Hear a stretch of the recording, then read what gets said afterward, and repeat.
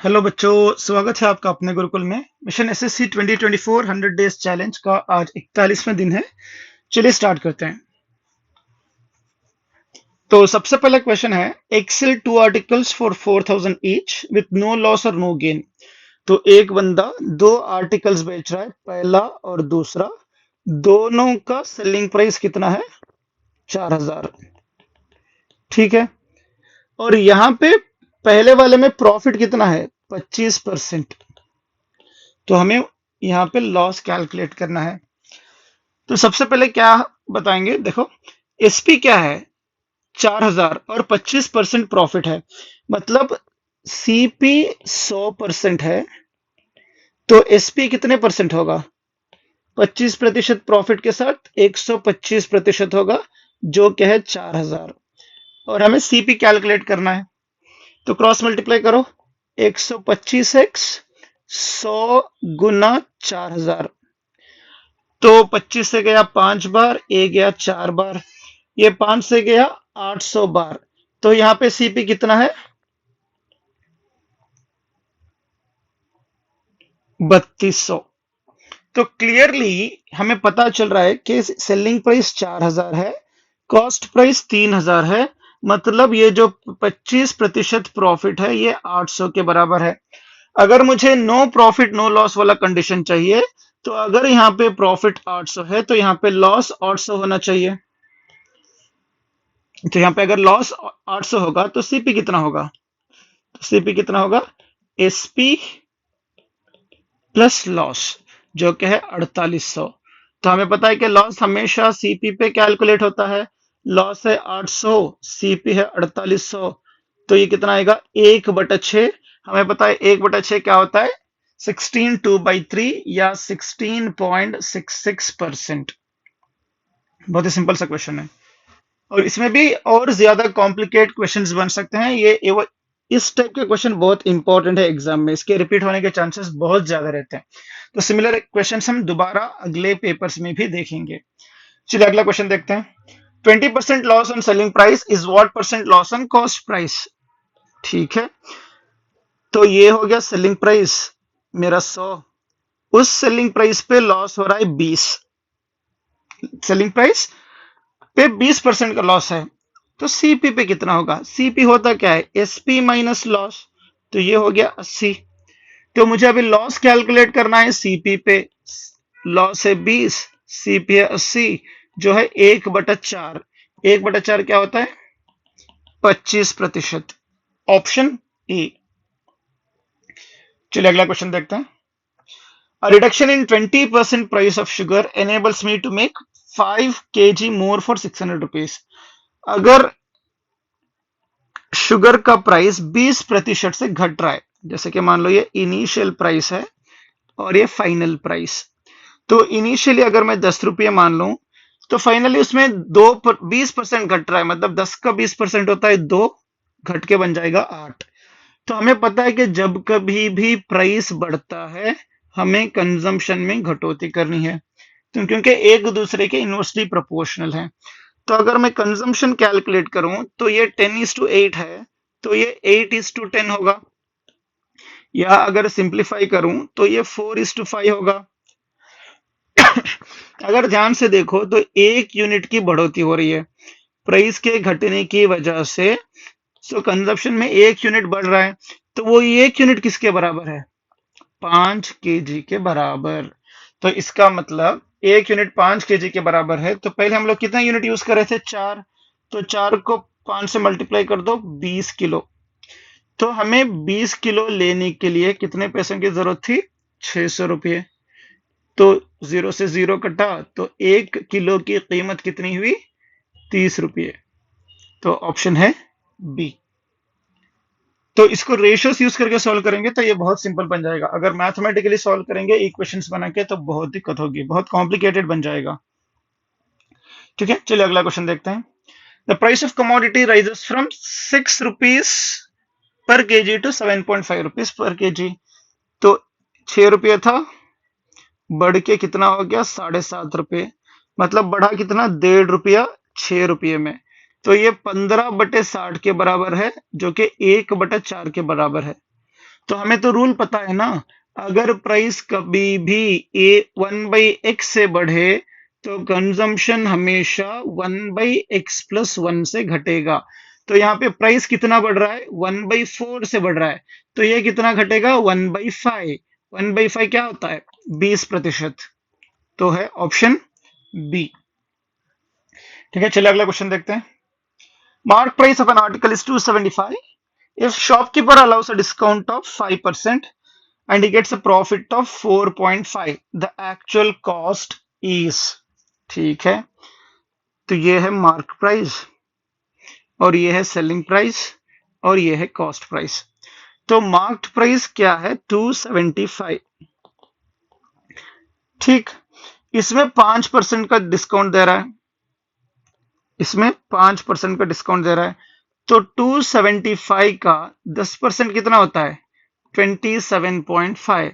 तो 5% उसका आधा होगा, कितना होगा, 13.75। ठीक है, अगर 13.75 मैंने इसमें से घटाया तो कितना घटाया, 261.25। ठीक है, तो अभी क्या हो रहा है, ये जो है ना सेलिंग प्राइस, इसी में उसको 4.5% का प्रॉफिट हो रहा है, तो ये 104.5% के बराबर है। तो सीपी हमेशा 100% होता है, तो उसको x मान लो, अभी क्रॉस मल्टीप्लाई करो, तो इन दोनों का और इन दोनों का प्रोडक्ट सेम होना चाहिए। ठीक है, तो ऐसे देख लो, तो 100% किसके बराबर है, x के बराबर, तो 104.5% किसके बराबर है, 261.25 के बराबर। अभी क्रॉस मल्टीप्लाई कर लो, अभी कोई कंफ्यूजन नहीं रहेगा आप लोगों को। तो ये क्या होगा, 104.5x is equal to 100 into 261.25। इसको सम ऑफ डिजिट से मैं सॉल्व करूंगा, ध्यान से देखो, 5 और 4 9, 9 और 1 10, 10 मतलब 1, तो 1 गुना x कितना होगा, x ही, तो 100 होगा 1 के बराबर। 6 और 2 8 और 1 9, 9 और 2 11, 11 और 6 कितना होगा, सॉरी 11 और 5 कितना होगा, 16, 16 मतलब किसके बराबर है, 7। तो x की वैल्यू क्लियरली क्या आ रही है, 7। अभी ऑप्शन देखो, यहां पे आएगा 7, यहां पे आएगा 9, यहां पे आएगा 8, यहां पे आएगा 3। तो मुझे चाहिए क्या, 7, जो है क्लियरली ऑप्शन ए। अगर आपको कंफर्मेशन चाहिए, देखो 250 रुपये में बेच रहा है, तो उसमें भी उसको कितना मुनाफा हो रहा है, 4.5% का। तो इसका 1% कितना होता है, 2.5, तो 4% कितना होता है, 10। ठीक है, हाँ, तो आधा परसेंट कितना होता है, 1.25। देखो 10 और 1.25 11.25, तो 250 में 11.25 की बढ़ोतरी होगी तो 261.25 ही बनेगा। तो सम ऑफ डिजिट से ये काम बहुत आसानी से सॉल्व हो जाएगा। ठीक है, चलिए अगला क्वेश्चन देखते हैं। The difference between discounts of 40% on 500 and two successive discounts of 36 and 4% on the same amount is. तो पहले हम लोग क्या कर रहे हैं, 500 में सीधा सीधा 40% का डिस्काउंट दे रहे हैं, मतलब 1000 में 40% होता है कितना, 400, लेकिन 500 में वही 40% कितना होगा, 200, तो 200 घटा, बच गया 300। ठीक है, अभी 36% का डिस्काउंट निकालते हैं। 500 में अगर मैंने 36% निकाला, 36% का डिस्काउंट, तो 1000 में 36% होता है 360, तो 500 में 36% कितना होगा, उसका आधा 180, तो बच गया 320।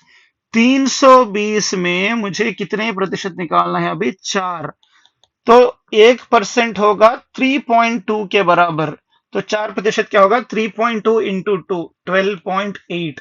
तो इसमें से मैंने 12.8 को निकाला, तो कितना बचेगा, 307.2।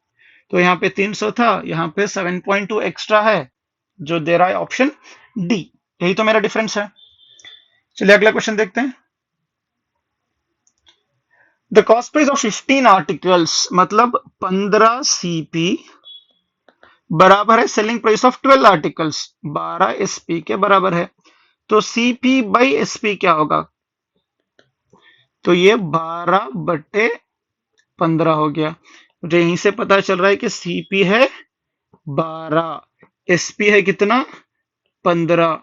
प्रॉफिट कितना होगा? जो है एसपी माइनस सीपी के बराबर। 15 में से 12 निकालो, बच गया 3। हमें पता है कि प्रॉफिट हमेशा सीपी पे कैलकुलेट होता है। प्रॉफिट है 3, सीपी है 12, जो है 1/4, 25% के बराबर। Option B. ठीक है, चलिए अगला क्वेश्चन देखते हैं। The cost price of an article is 64% of the mark price. The gain percentage after allowing a discount of 12% on the mark price is. तो एक बंदा कॉस्ट प्राइस पे, the cost price of an article is 64% of the mark price. ठीक है, ये है mark price, ये है सेलिंग प्राइस, ये है कॉस्ट प्राइस। अगर मार्क प्राइस कितना होगा? 100 होगा, तो सीपी उसका 64% होगा, जो है 64 के बराबर। और उसमें 12% का डिस्काउंट मिल रहा है। 12% निकालने के बाद जो भी बचेगा वो सेलिंग प्राइस है। मतलब 100 में 12% निकाला तो बच गया कितना? 88। अगर इन सबको मैं 4 से डिवाइड कर दूं तो ये बन जाएगा 25, ये बन जाएगा 22 और ये बन जाएगा 16। मुझे क्या पता करना है? Cost price of an article, the gain percentage. Gain क्या होता है? Profit upon CP. प्रॉफिट कितना है? यहीं पे देख लो, प्रॉफिट कितना है? 6। प्रॉफिट 6 है, सीपी कितना है? 16। तो ये किसके बराबर है? 3/8। तो ये परसेंटेज कितना होगा? 37.5%। मैंने बहुत बार बोला है कि ये फ्रैक्शंस बार बार रिपीट होते रहते हैं। चलिए अगला क्वेश्चन देखते हैं। A man purchase some eggs at 3 for 5 rupees।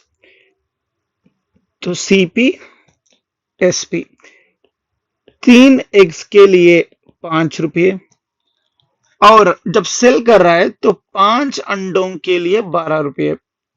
तो अंडों की क्वांटिटी सेम नहीं है, तो चलो इसको सेम करते हैं। तो ये 5 लो, यहां पे मल्टीप्लाई कर दो, ये 3 लो, यहां पे मल्टीप्लाई कर दो। तो अभी आंसर क्या आएगा? 15 अंडों में कितना खर्च हो रहा है उसको? 25 रुपये। मतलब 5 गुना 5। अभी 3 गुना 5 कितना होगा? 15 अंडे, उसमें कितना खर्च हो रहा है, मतलब कितना सेलिंग प्राइस मिल रहा है उसका? 36 रुपये। तो यहीं से हमें क्लियरली पता चल रहा है, क्या चल रहा है? कि 15 अंडों में मुनाफा कितने का है? 11 का। लेकिन उसको मुनाफा कितने का मिल रहा है? 143 का। तो 143 को मैं क्या 11 गुना 13 नहीं लिख सकता? बिल्कुल लिख सकता हूं। मतलब ये इसको 13 से मल्टीप्लाई करेंगे तो ये कितने अंडे, कितना प्रॉफिट आ जाएगा? 143। तो यहां पे मल्टीप्लाई करेंगे कितना आएगा? 195। और मतलब 195 एग्स में उसको उतना प्रॉफिट मिल रहा है। इतना ही है, बहुत ही सिंपल सा है। देखो, हमें यहाँ पे 11 अंडे मिले, तो यहाँ पे क्या, सॉरी 11 रुपये मिले, तो यहाँ पे 143 को हम 11 गुना 13 लिख सकते हैं। मतलब 13 गुना अंडे वो ज्यादा बेच रहा है 15 से। मतलब 15 गुना 13, 195। ऑप्शन है सी। ठीक है, चलिए अगला क्वेश्चन देखते हैं। A bookseller makes 8% profit after selling a book at 10% discount. The ratio of cost price to mark price is।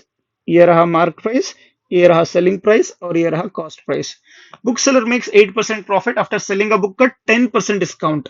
मतलब मार्क प्राइस 100 रहेगा, सेलिंग प्राइस 10% कम रहेगा, 90।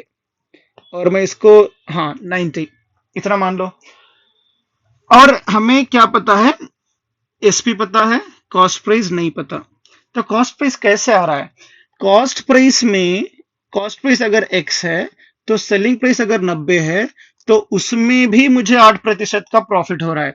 इसका मतलब क्या है? x को अगर 108/100 से मल्टीप्लाई कर दो तो 90 आएगा। ठीक है, तो क्या हो रहा है? x को 108/100 से गुना करूंगा तो आएगा 90। तो x क्या होगा? 90 इंटू 100/108। अभी मुझे क्या कैलकुलेट करना है? CP is to MP. CP clearly हमें यहां पे दिख रहा है, 90 गुना 100 बटे 108 एमपी है, मार्क प्राइस है 100। तो अब इसको सिंप्लीफाई कर लो, 100 से 100 कटा, दोनों जगह पे 108 से गुना कर लो, कोई चेंज नहीं होगा, लेकिन यहाँ पे 108 108 कट जाएगा, तो ये कितना बचा 90:108। ये 9 से जाएगा 10 बार, ये 9 से जाएगा 12 बार, 10 गुना 12 बराबर है 5 गुना 6 के, जो है ऑप्शन सी। ध्यान रखना यहाँ पे cost price to mark price पूछ रहा है, पहले है सीपी बाद में है एमपी, अगर आप उल्टा करोगे तो उसको वाला भी ऑप्शन यहीं पे है, तो कंफ्यूज नहीं होना है। ठीक है, चलिए आज के लिए इतना ही, मिलते हैं अगले वीडियो में। Till then keep learning, keep exploring, all the very best for your future, have a great day ahead, bye bye.